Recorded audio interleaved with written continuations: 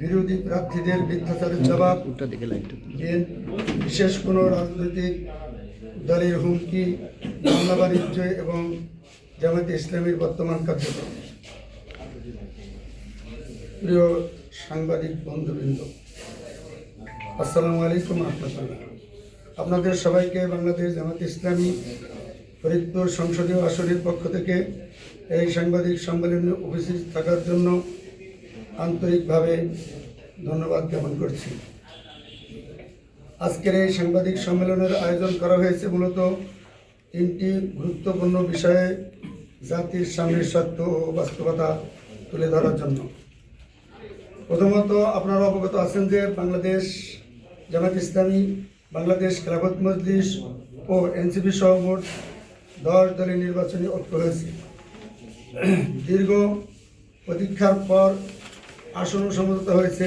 সারা বাংলাদেশের 6টি আসন ওপেন তথা উন্মুক্ত আসন হিসাবে রাখা হয়েছে। সে আসনগুলো হলো: 1 বলুবাজার 2, এখানে এখনও প্রার্থী নির্ধারিত হয়নি। সুনামগঞ্জ 3, জোট শরিকদের মধ্যে উন্মুক্ত।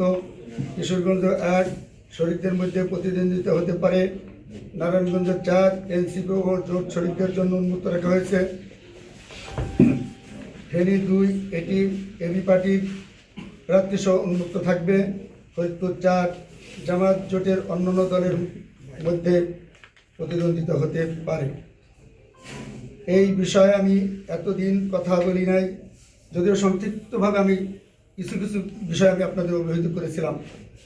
এর কারণ হচ্ছে ধীরে ধীরে এই সত্য পরিস্ফুটিত হবে, আমি প্রতীক্ষায় ছিলাম। জোটের চূড়ান্ত হওয়া পর্যন্ত আমি জনগণের সেবক হতে চাই, শাসক না। কেউ এটি নিয়ে চরম মিথ্যাচার করেছে। আল্লাহ তাআলা তাদের হেদায়েত নসিব করুক। এর জবাব জনগণ ব্যালটের মাধ্যমে প্রদান করবে ইনশাআল্লাহ। আলহামদুলিল্লাহ, আজ আমি রিটার্নিং অফিসারের নিকট হতে ন্যায় ইনসাফের প্রতীক দাঁড়িপাল্লা গ্রহণ করেছি। সবাই আলহামদুলিল্লাহ। আমরা গভীরভাবে উদ্বেগের সঙ্গে লক্ষ্য করছি যে ফরিদপুর 4 আসনে কিছু বিরোধী প্রার্থী ও তাদের সমর্থকরা পরিকল্পিতভাবে বাংলাদেশ জামায়াত ইসলামীর বিরুদ্ধে মিথ্যা, বিভ্রান্তিকর ও ভিত্তিহীন বক্তব্য প্রচার করছে। এসব অপপ্রচার শুধু রাজনৈতিক শিষ্টাচার বিরোধী নয়, বরং সাধারণ জনগণকে বিভ্রান্ত করার একটি নোংরা প্রচেষ্টা। আমরা স্পষ্টভাবে বলতে চাই, এই মিথ্যাচারের কোনো ভিত্তি নেই এবং সময় মতো প্রতিটি অপপ্রচারের জবাব, তথ্য ও প্রমাণ সহ জনগণের সামনে তুলে ধরা হবে ইনশাআল্লাহ। দ্বিতীয়ত, বিশেষ কোনো রাজনৈতিক দলের নেতাকর্মীদের পক্ষ থেকে আমাদের নেতাকর্মীদের উপর প্রকাশ্য ও অপ্রকাশ্য হুমকি, ধামকি, ভয়ভীতি প্রদর্শন এবং তথাকথিত মামলা বাণিজ্য এর মাধ্যমে রাজনৈতিকভাবে হয়রানির চেষ্টা চলছে। মিথ্যা মামলা দিয়ে মাঠের রাজনীতি দমন করার এই অপচেষ্টা জনগণ ভালোভাবেই বুঝে গেছে। আমরা আইন শৃঙ্খলা রক্ষাকারী বাহিনী ও সংশ্লিষ্ট কর্তৃপক্ষের দৃষ্টি আকর্ষণ করে বলতে চাই, এই ধরনের কর্মকাণ্ড গণতন্ত্র ও শান্তিপূর্ণ নির্বাচনী পরিবেশের জন্য মারাত্মক হুমকি।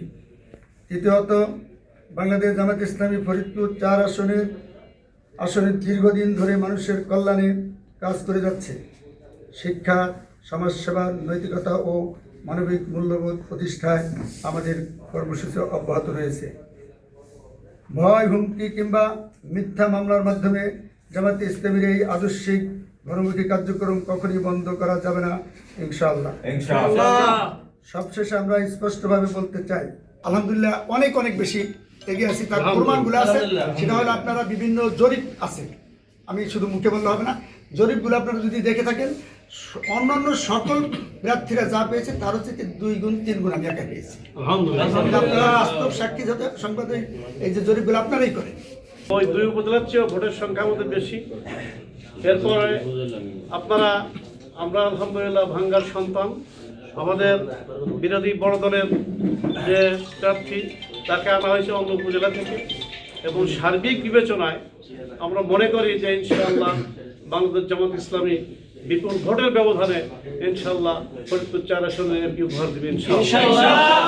আল্লাহ তাআলা আমাদেরকে কিন্তু অবগত আছেন যে ফরিদপুর 4 সংসদীয় আসন তথা ভাঙা সদরপুর চরপতি সংসদীয় আসনটি সেটা ওপেন রাখা আছে। এখন আমাদের দলীয় যে জোট থেকে যে সিদ্ধান্ত হবে আমরা তার হয়ে কাজ করব মাঠে ইনশাল্লাহ।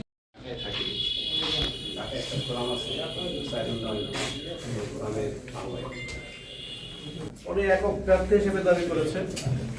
তো মিথ্যা বলতে পারি না, আমাদের অনুসন্ধান আছে, আমরা সত্য কথাটাকে তুলে ধরার চেষ্টা করেছি যে আসলে আমরা 10 দল আসলে এই আসনটা উন্মুক্ত রেখেছে, এখানে সব দল ইলেকশন করেছে।